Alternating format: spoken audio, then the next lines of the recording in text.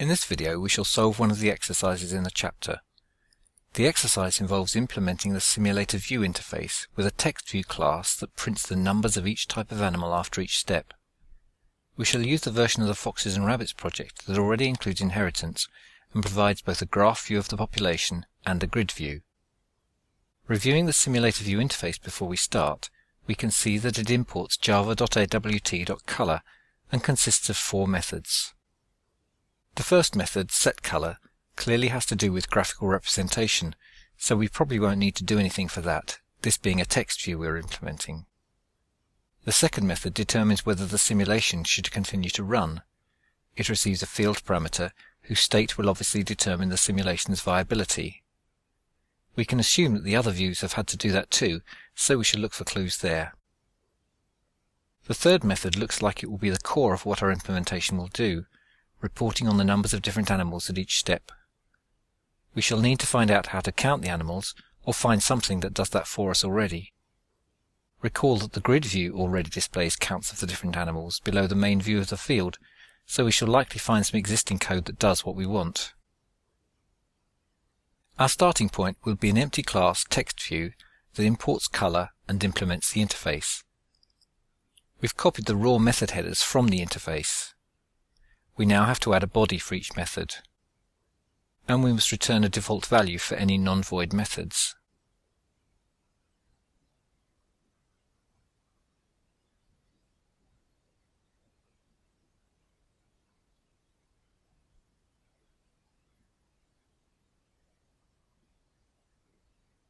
At this stage we can simply use the compiler to tell us whether we've missed anything obvious. There is a warning about visibility of the methods.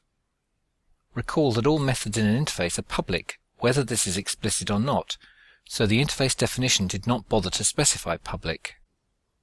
However, once those headers appear in a class, they appear to have only package visibility, which is a lesser visibility than public. It isn't possible for an implementing class to reduce the visibility of the methods it's implementing, so we have to add public explicitly.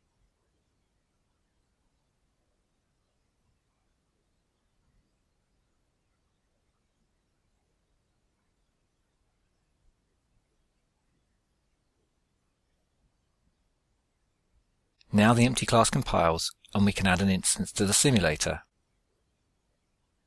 We shall replace the grid view for now by commenting it out.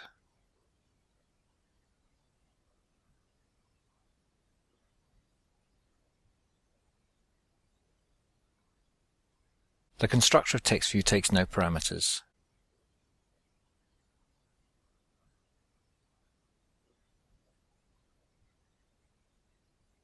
The program compiles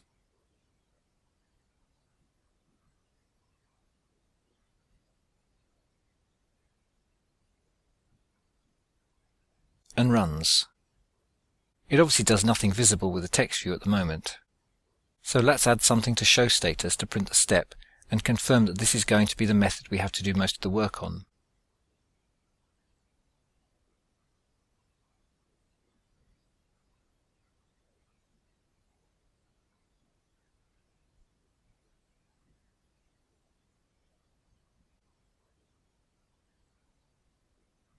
Calling simulate one step makes it clear that the text view is indeed active. Now we need to add some meaningful functionality. We note from the class diagram that both grid view and graph view make use of the field stats class, so let's see what that has to offer. We can use the document view within a browser to do this. Select Tools, Project Documentation.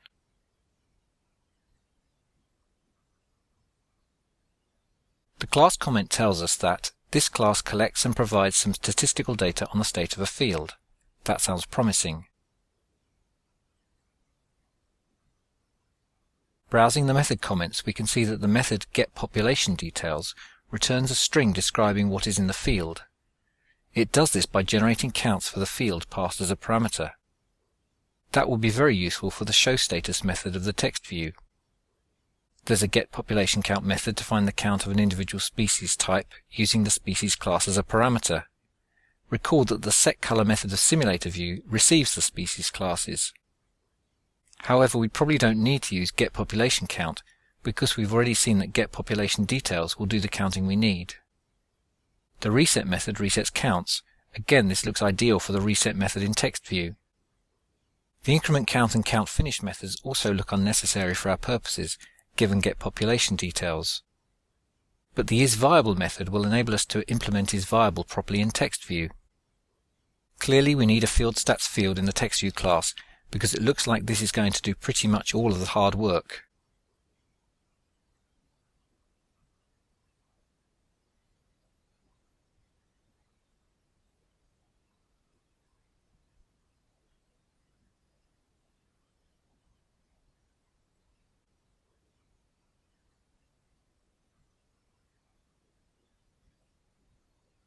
The setColor method is not relevant to a text view, so we shall leave the body blank. The isViable method can now use the FieldStats object.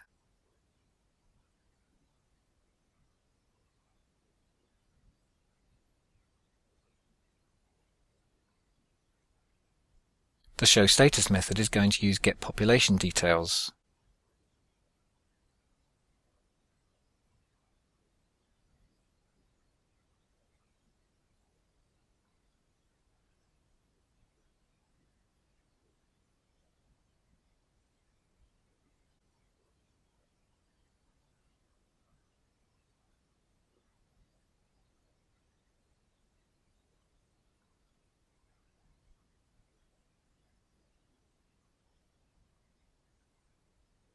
Finally, the reset method delegates to the stats object again.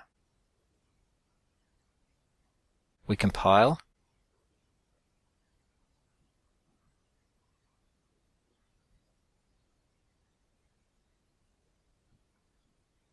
and creation of the simulator gives us our first indication that we seem to be on the right track. The graph view's population details match those printed in the terminal window. Stepping on, though, doesn't bring any change in the animal numbers, and this conflicts with what's seen in the graph view. We appear to have missed a step somewhere that isn't obvious from reading the documentation. Let's look at the source of the getPopulation details method. From this we can see that new counts are only generated if the previous ones are not considered to be valid.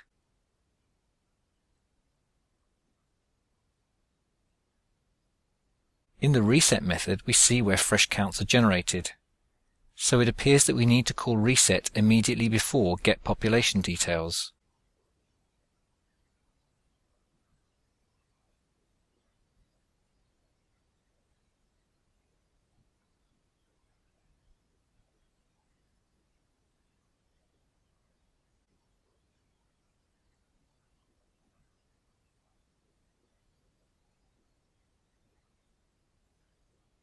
Now the numbers are changing and keeping in step with the graph view.